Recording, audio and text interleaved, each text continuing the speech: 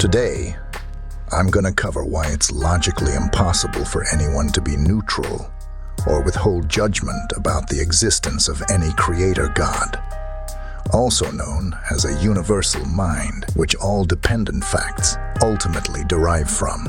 I'm doing this for all the atheists, agnostics, and lacktheists out there who may truly think they're just withholding judgment on the issue. Sorry to say, but you're not in reality.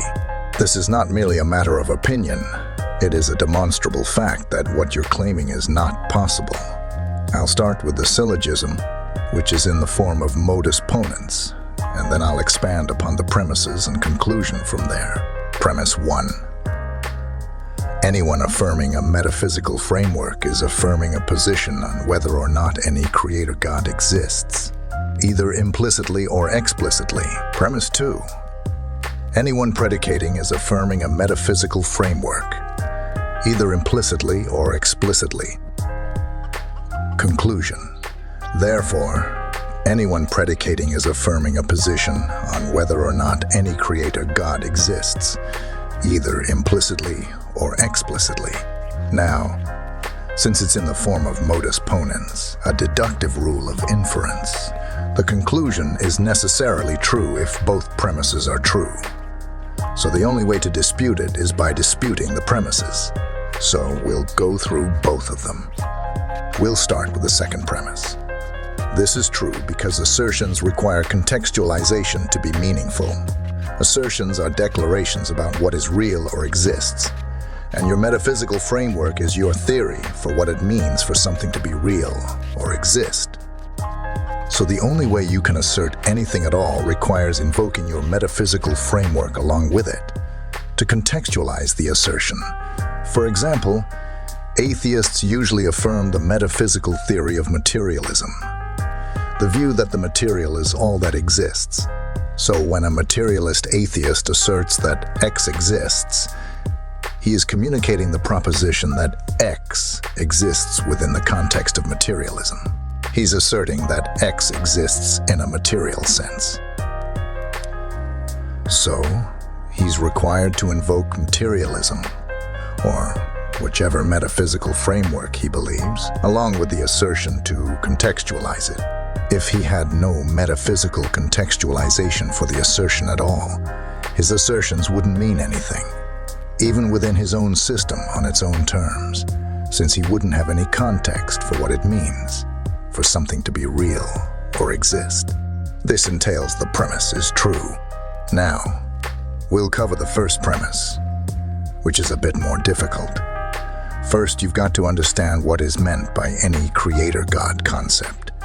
This is defined as any universal mind, which is the necessary metaphysical precondition for all dependent facts.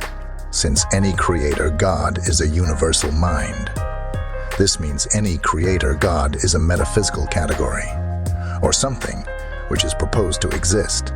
And second, you've got to understand that metaphysical frameworks are mutually exclusive. This means the affirmation of metaphysical framework, X, is the implicit denial of all metaphysical frameworks that are not X. This then entails that anyone who affirms a non-theistic metaphysical framework when they predicate will necessarily be denying all theistic metaphysical frameworks, and vice versa. It's a necessary logical entailment. So premise 1 is also true. I'll give you an example to make this easier to understand. Imagine an atheist who affirms the metaphysical theory of materialism is true, as most atheists do. Whenever he makes an assertion, he's implicitly affirming materialism in the process of doing so. He may not state this explicitly, but he's affirming it implicitly regardless, by necessity, every time he predicates. And since materialism is the view that the material is all that exists, this, if affirmed to be true, necessarily entails a universal mind cannot and does not exist. So, he's not neutral or withholding judgment on the issue. He's chosen to affirm a metaphysical framework which entails the falsity of any creator God, whether he realizes this or not. If anyone has any objections to either of the premises, feel free to write a comment below. But I'm certain this syllogism is ironclad when fully and properly understood.